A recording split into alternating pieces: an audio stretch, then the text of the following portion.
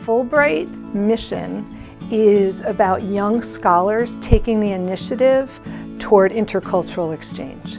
And by young scholars, we mean students who are about to graduate with a bachelor's degree or students who already graduated and for about 5 to 6 years can seek PC's endorsement in the Fulbright application process. And there are basically two kinds of Fulbrights that these recent BAs are eligible for. One kind is they propose an independent research project in any one of about 140 countries. And that project can be in any discipline. If they get it, they'll get 9 months of full-time funding and they go off and do their project on their own, and at the end they produce a product, whether it's a 30-page paper or video, whatever it is they proposed. The other kind, and the second kind has been more popular at PC and we've been doing so well in our applications for this, is what is called an English teaching assistantship. And a student who's about to graduate can apply to go to one particular country and work in a classroom as an English teaching assistant.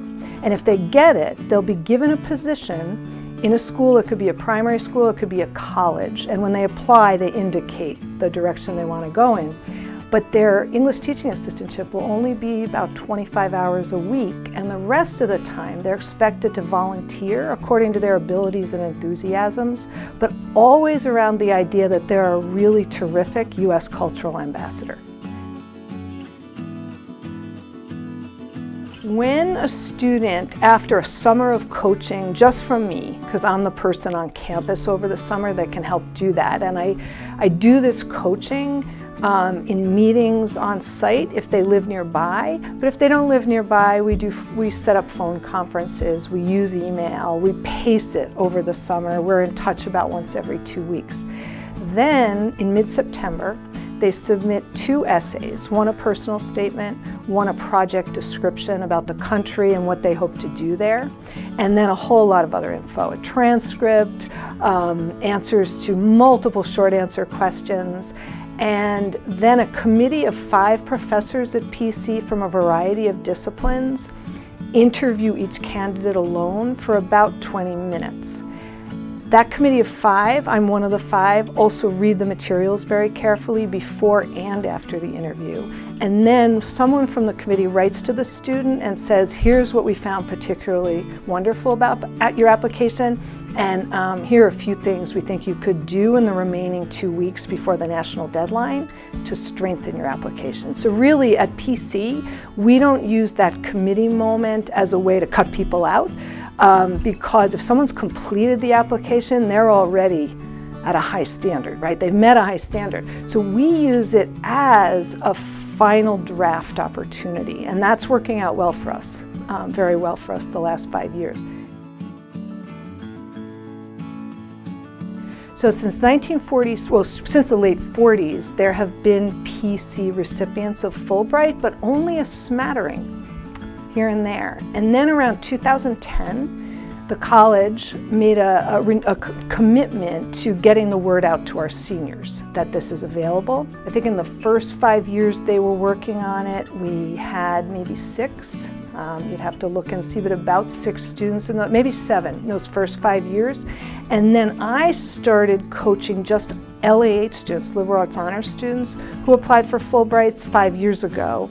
And then 3 years ago took on a bigger role with all students. And in the last 5 years, we've had 10 seniors or recent alums.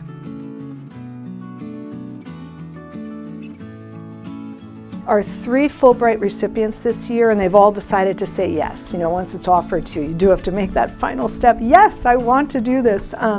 We have Kevin Cranny, who's a liberal arts honors student, a history major, just wrote a senior thesis on Irish immigrants in Pennsylvania who became labor activists in the latter 19th century, the Molly Maguires they were called. And he's a trombonist in our pep band, our wonderful PC pep band. He'll be going to Malaysia, and he'll be working with children in Malaysia as an English teaching assistant. He'll be bringing his trombone. He told me he's also learning harmonica because it's easier to carry and he can take it more places, so he'll be bringing his harmonica. And he also has background each summer out in Pennsylvania as an outdoor educator with students, young students with learning problems. So Fulbright took all of that into account when they chose Kevin. We also have Emily Serwan, who's a global studies and history double major. And she is near fluency in Spanish. She's also worked with Latino immigrants in the Providence area, and Fulbright took all that into account, we know, when they chose her to be an English teaching assistant in Spain. And Elena Morganelli, who's been a student assistant in the foreign languages department here, and she's a global studies and Spanish double major. She'll be going to Spain as well.